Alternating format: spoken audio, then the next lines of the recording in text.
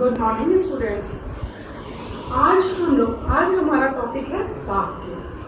सभी को पता है कि जीवन में वाक्य का कितना महत्व है। हम जो भी बात करते हैं सुबह से लेकर शाम तक अपनों से, अपने किसी फ्रेंड से, तो उसमें हम वाक्य का प्रयोग करते हैं। अब सबसे पहले तो भाषा में किसकी आवश्यकता हुई? हमें वर्ण की, और वर्ण से शब्दों की उत्पत्ति हुई, और जब हमने शब्दों को जोड़ा तो वाक्य बन गया। लेकिन वाक्य को बनाने के लिए हमें शब्दों का व्यवस्थित होना, शब्दों का शुद्ध होना, ये बहुत आवश्यकता होती है। तो इस सब को जानने के लिए हमें वाक्य के बारे में जानना जरूरी है। वाक्य क्या है? सबसे पहले तो इसकी परिभाषा कि सार्थक शब्दों का ऐसा समूह जो व्यवस्थित हो और कोई अर्थ देता हो, वाक्य कहलाता है।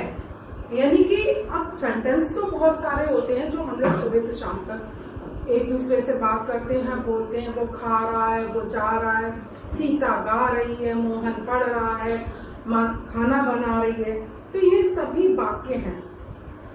बट लेकिन कभी कभी कुछ शब्द ऐसे होते हैं जो प्रतिदिन बोलने की भाषा में वो हम उन शब्दों का प्रयोग शुद्धता में नहीं करते हैं। लेकिन जब वाक्यों का हम व्यवस्थित और शुद्ध रूप देते हैं तो वो व्याकरण की दृष्टि से सही वाक्य कहलाता है। तो वही परिभाषा है। सबसे पहले तो सार्थक शब्दों का ऐसा समूह। सार्थक माने जो सही हो, जो उचित हो, ऐसा समूह जो व्यवस्थित हो। व्यवस्थित माने उनका क्रम सही होना चाहिए, उसको बोलने का तरीका सही होना चाहिए, उसमें क्रिया सही होनी चाहिए और उसका उद्देश्य सही होना चाहिए।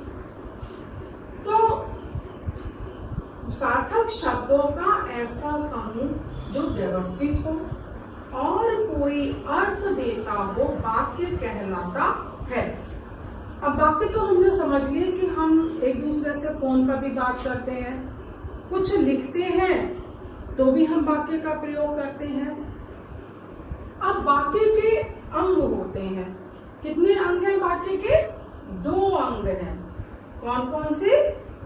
उद्देश्य और विधेय।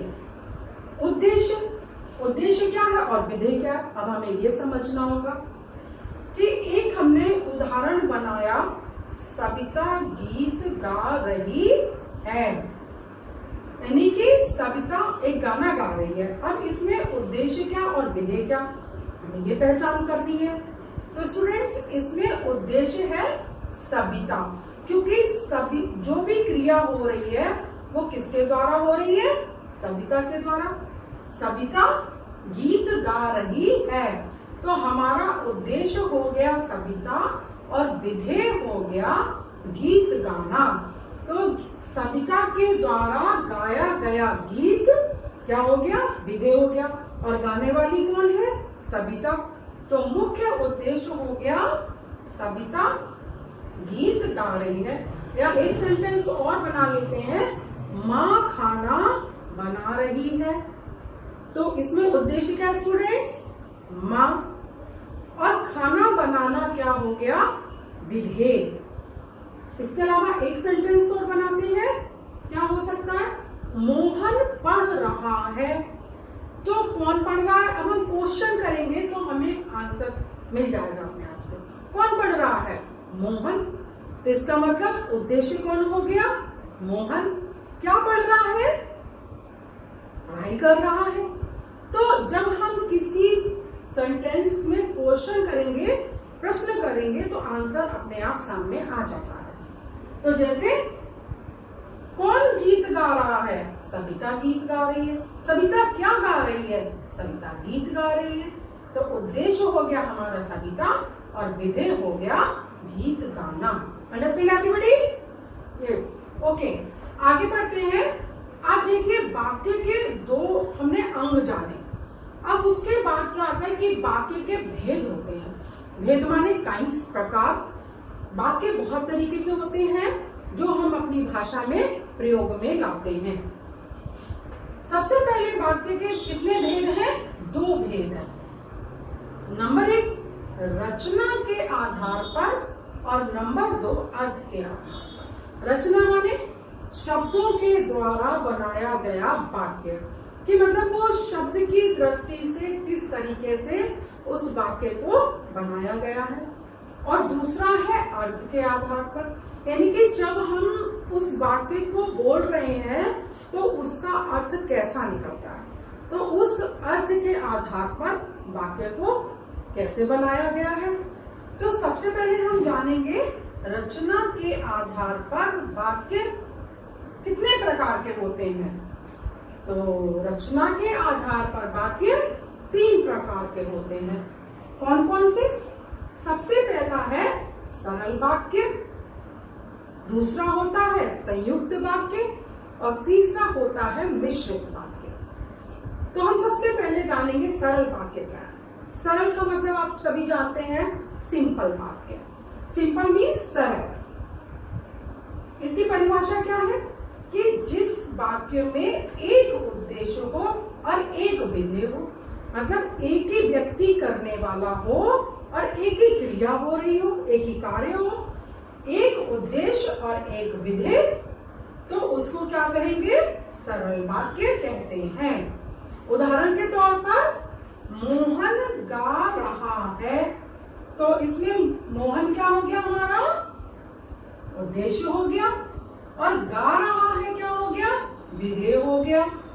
तो मोहन गा रहा है, ये हमारा कैसा सेंटेंस है? यानी कि सरल वाक्य। सरल वाक्य है और इसमें एक उद्देश्य है और एक विधेय है। तो जहां पर एक उद्देश्य हो, एक विधेय हो, वहां पर सरल वाक्य बनता है। Understand everybody? ओके बेटा। तो अभी हमने सबसे पहले पढ़ा सरल वाक्य। हम पढ़ रहे हैं क्या? रचना के आधार पर वाक्य के भेद। तो सबसे पहला था सरल वाक्य, जिसमें एक उद्देश्य होता है, एक विधेय होता है। दूसरा है संयुक्त वाक्य। संयुक्त शब्द से ही पता चलता है जहां पर 2 चीजें मिल जाती हैं आपस में। जैसे कि संयुक्त वाक्य में 2 या 2 से अधिक उपवाक्य स्वतंत्र होते हैं। उपवाक्य माने एक मेन वाक्य होता है, मुख्य वाक्य, और दूसरा होता है उपवाक्य। तो उसमें क्या होता है कि जो उपवाक्य होते हैं वो स्वतंत्र होते हैं और वे किसी योजक द्वारा आपस में जुड़े होते हैं। योजक क्या होता है? 2 वाक्यों को आपस में जोड़ने वाला शब्द, जैसे और, परंतु, लेकिन, ये शब्द जो हैं योजक शब्द कहलाते हैं। उन्होंने यहाँ पर क्या है कि 2 वाक्यों को जोड़ने के लिए हमने योजक शब्द का प्रयोग किया। फिर से पढ़ लेते एक बार परिभाषा संयुक्त वाक्य की, कि संयुक्त वाक्य में 2 या 2 से अधिक उपवाक्य स्वतंत्र होते हैं। स्वतंत्र माने वो बिल्कुल अपने आप में बने होते हैं, उनमें कोई रुकावट नहीं होती है, और वे किसी योजक द्वारा आपस में जुड़े होते हैं। बस हमें क्या करना है? 2 वाक्यों को आपस में जोड़ देना है। कैसे जोड़ना है? किस तरीके से? पढ़ लेते हैं एक बार उदाहरण, कि वह चली गई परंतु रास्ते से लौट आई। कौन गई? वह गई। अब यहाँ पे वह से सीता, गीता, कोई नाम लिख सकते हैं कि सीता चली गई परंतु रास्ते से लौट आई। वो गई तो थी, लेकिन क्या हुआ? कोई ऐसी बात याद आ गई उसे, कि या कोई काम आ गया कि उसे वहां से वापस आना पड़ा।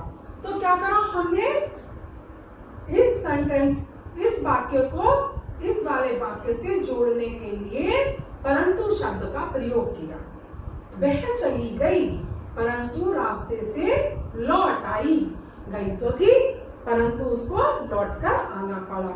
तो हमने 2 वाक्यों को आपस में जोड़कर संयुक्त वाक्य बना दिया। दूसरा उदाहरण पढ़ लेते हैं।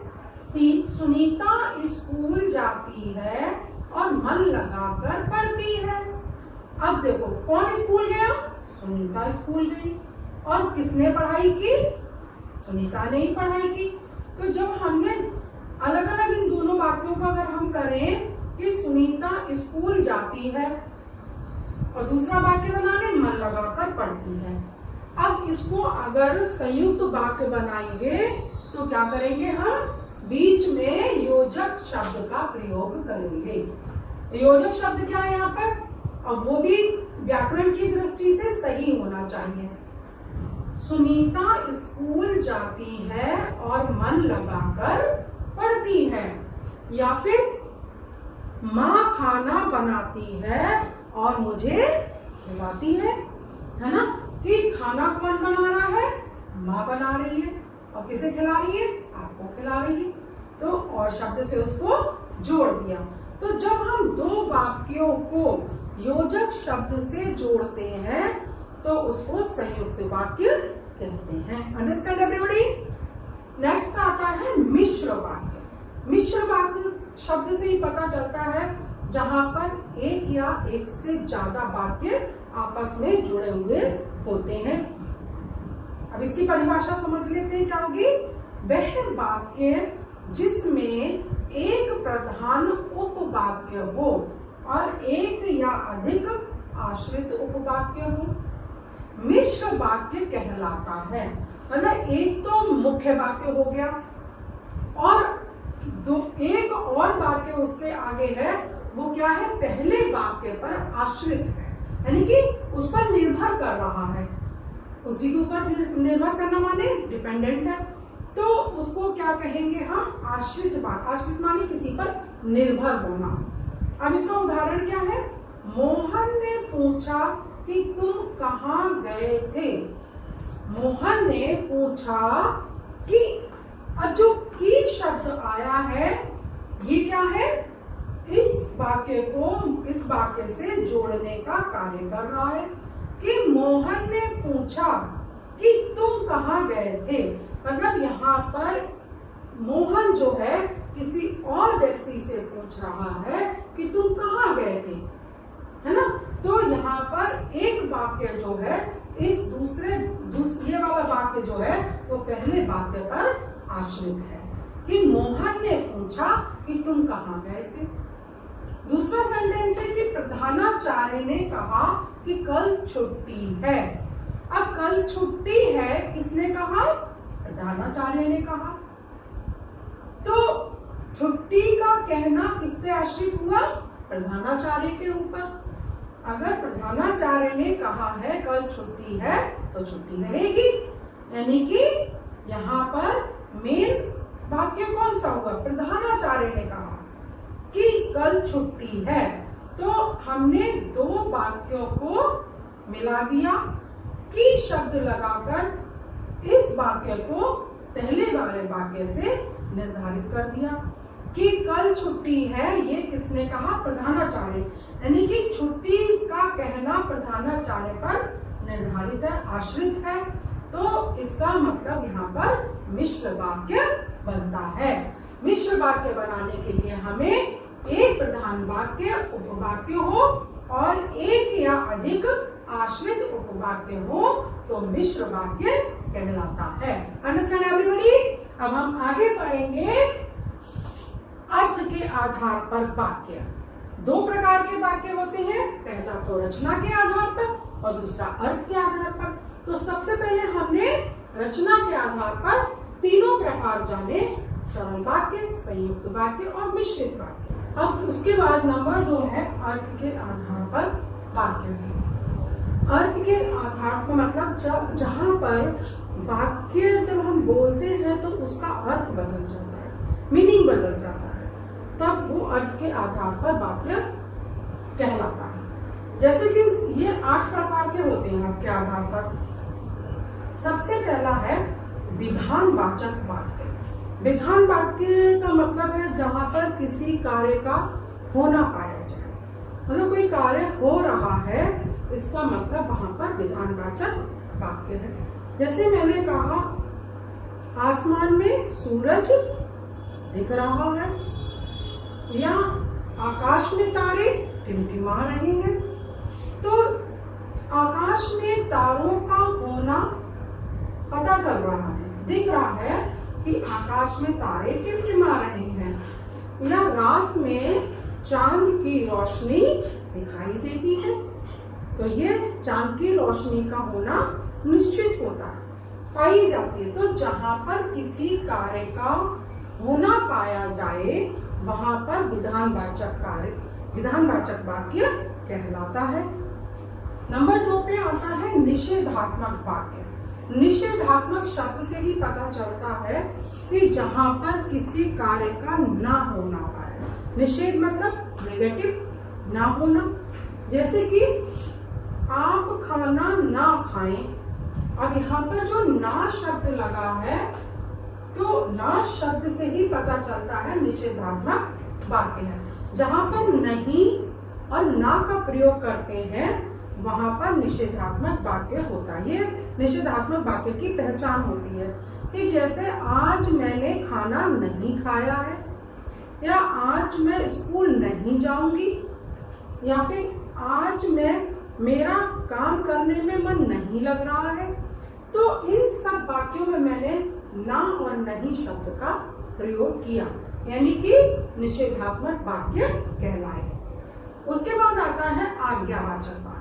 आज्ञा का मतलब होता है किसी को ऑर्डर देना, किसी से कहना, और वो कार्य उसके कहने के अनुसार किया जाए। परमिशन, किसी को ऑर्डर देना, यानी कि जैसे कि यहाँ पर उदाहरण है, यहाँ शोर मत करो, टीचर ने कहा या फिर प्रधानाचार्य ने कहा कक्षा में शोर मत करो।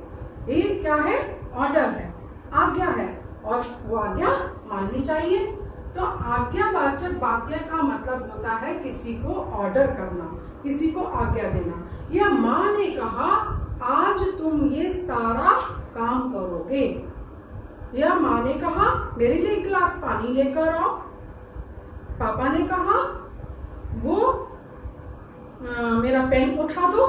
तो ये जब बड़ा कोई व्यक्ति आपको कोई बात कहता है तो वो आज्ञा कहलाती है। ये भी हम पहचान बना सकते हैं कि बड़ों की बात को हम आज्ञा भी मान सकते हैं, हम मानना ही चाहिए। तो आज्ञा शब्द जो है क्या है? किसी को ऑर्डर देना, आज्ञा देना। फिर नेक्स्ट आता है प्रश्नवाचक वाक्य। प्रश्नवाचक का मतलब जहां पर कैसे शब्द लगे होते हैं, क्या, क्यों, कैसे, कब, कहाँ। जब इन शब्दों का हम प्रयोग करते हैं तो कहीं ना कहीं प्रश्नवाचक वाक्य बन जाते हैं। जैसे आप कब आए, अब यहाँ पर कब शब्द लग गया। अगर आप आए होता तो ये एक साधारण वाक्य होता, सिंपल वाक्य होता, लेकिन जब हमने यहाँ पे कब लगा दिया तो क्या बन गया? ये प्रश्नवाचक। या तुम कहाँ रहते हो, तो सीधी सी बात है, प्रश्नवाचक बना। या तुम्हारा नाम क्या है, तुम कौन सी कक्षा में पढ़ते हो, तुम कहाँ जा रहे हो। जब भी हम इस तरीके के शब्दों का प्रयोग करते हैं तो प्रश्नवाचक वाक्य बनता है, और ये प्रश्नवाचक वाक्य का चिन्ह होता है। आपको पता है सभी बच्चों को। नेक्स्ट आता है विस्मयादि बोधक वाक्य। विस्मयादि बोधक, जब भी कई बार कुछ शब्द ऐसे होते हैं जिनको सुनकर हम क्या हो जाते हैं? आश्चर्यचकित, यानी कि शॉक्ड हो जाते हैं। किसी का फोन आया और फोन पर किसी ने कोई अच्छी बात बताई तो क्या होगा? अरे वाह, ये तो बहुत अच्छा हुआ। जब हम इस तरीके के शब्दों का प्रयोग करते हैं, या फिर कोई दुखद घटना है, ओह ये तो बहुत बुरा हुआ, किसी का एक्सीडेंट हो गया, अरे ये तो बहुत बुरा हुआ, तो हमारे फेस के एक्सप्रेशंस भी बदल जाते हैं। तो जहां पर क्या होता है? वहां, ओहो, आहा, या फिर कोई दुख वाला शब्द हो, अरे ये क्या हुआ, या किसी को आशीर्वाद देने वाला शाबाश शब्द का प्रयोग किया, तो वहां पर विस्मयादि बोधक वाक्य बनते हैं। वहां कितना सुंदर दृश्य है, वाह कितना सुंदर दृश्य, अरे तुम कितना अच्छा कार्य करते हो। या टीचर ने कहा शाबाश बेटा, तुम तो बहुत अच्छे हो। तो ये जो शब्द हैं ये सब विस्मयादि बोधक शब्द होते हैं, और इनका प्रयोग हम विस्मयादि बोधक वाक्य में करते हैं। आता है इच्छावाचक वाक्य, जहां पर कोई दूसरा व्यक्ति आपसे किसी बारे में इच्छा जताए कि अगर ऐसा तुम करोगे तो हमें खुशी मिलेगी या फिर तुम्हारे साथ कुछ अच्छा हो। इच्छा मतलब होता है अपनी बात को किसी और के साथ जाहिर करना। कैसे जाहिर करेंगे? जैसे तुम्हारा कल्याण हो, तुम्हारा भला हो, ये क्या है? इच्छा है। या फिर कोई आपकी माँ आपसे कहे दीर्घायु भव, तुम्हारी उम्र लंबी हो, ये क्या है? इच्छा है। तुम स्वस्थ रहो, हेल्दी रहो, ये इच्छा है।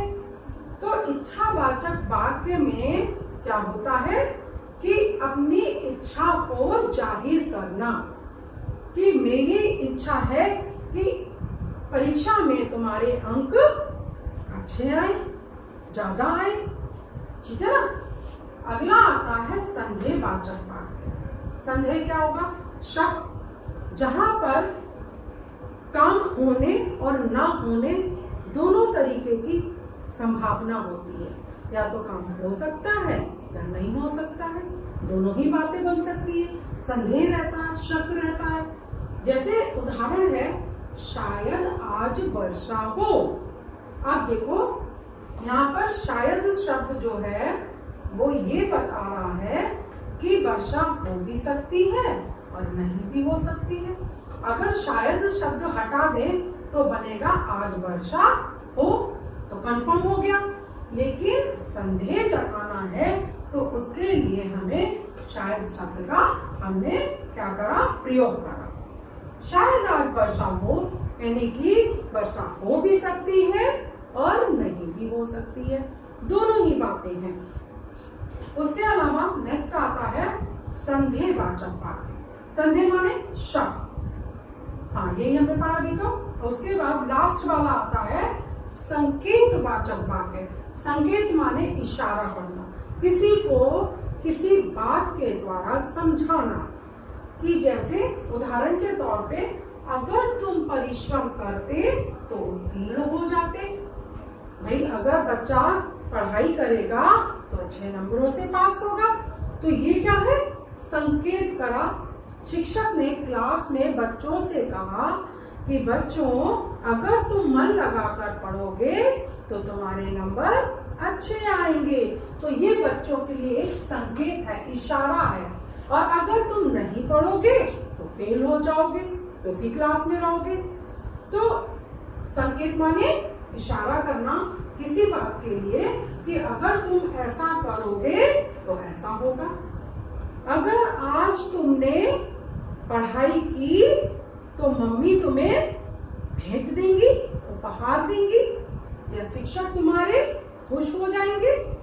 तो किसी भी वाक्य में जहां संकेत किया जाए, इशारा किया जाए, वहां पर संकेतवाचक वाक्य कहलाता है। तो आज हमने जाना वाक्य के बारे में। वाक्य कितने प्रकार के होते हैं, वाक्य हमें कैसे कैसे बनाने चाहिए, वाक्य बनाने के कौन कौन से तरीके हैं। तो आज हमने वाक्य को बनाने का पूरा मेथड पढ़ा। मे बी सभी स्टूडेंट्स को समझ आया होगा। Okay students, thank you so much. Thank you everybody.